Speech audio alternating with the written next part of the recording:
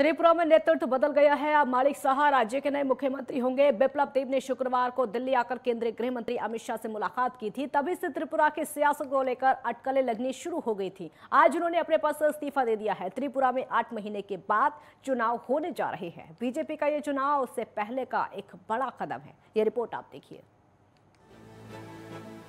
त्रिपुरा में बीजेपी के राज्य अध्यक्ष और राज्यसभा सांसद माणिक साहा को राज्य की कमान सौंपी गई है। वो राज्य के 11वें मुख्यमंत्री के तौर पर शपथ लेंगे।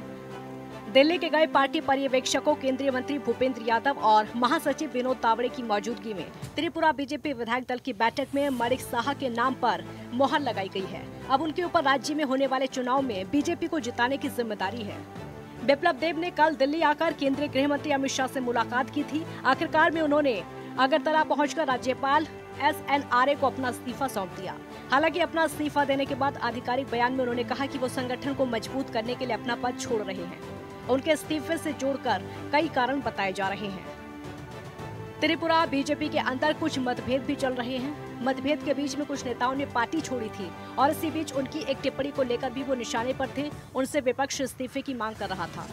गुजरात, कर्नाटक और उत्तराखंड की तरह बीजेपी ने चुनाव से ठीक पहले त्रिपुरा में नेतृत्व बदलने में संकोच नहीं किया। हालांकि बीजेपी को नेतृत्व बदलने के बावजूद तीनों ही राज्यों में चुनाव में सफलता मिली। त्रिपुरा में बीजेपी के आधार को बढ़ाने में पीएम नरेंद्र मोदी, केंद्रीय मंत्री अमित शाह, सुनील देवधर के अलावा जिस व्यक्ति को श्रेय मिला था वो बिप्लब देब थे। 2013 में इसी त्रिपुरा में बीजेपी ने 50 सीटों पर चुनाव लड़ा था और उनकी 49 सीटों पर जमानत जब्त हुई थी। लेकिन 5 बार बीजेपी ने जो करिश्मा दिखाया था उसमें मार्क्सवादी कम्युनिस्ट पार्टी की 2 दशक से ज्यादा पुरानी सत्ता को उखाड़ फेंका था। त्रिपुरा के विजय अभियान के लिए बिप्लब देब को अगरतला भेजा गया था। 7 जनवरी 2016 में उन्होंने बीजेपी राज्य अध्यक्ष पद संभाला था। 2018 में राज्य विधानसभा चुनाव उनके ही नेतृत्व में लड़ा गया था। सुनील देवधर और बिप्लब देब ने 3 साल तक ग्राउंड वर्क करके माणिक सरकार को चुनाव में पराजित कर दिया।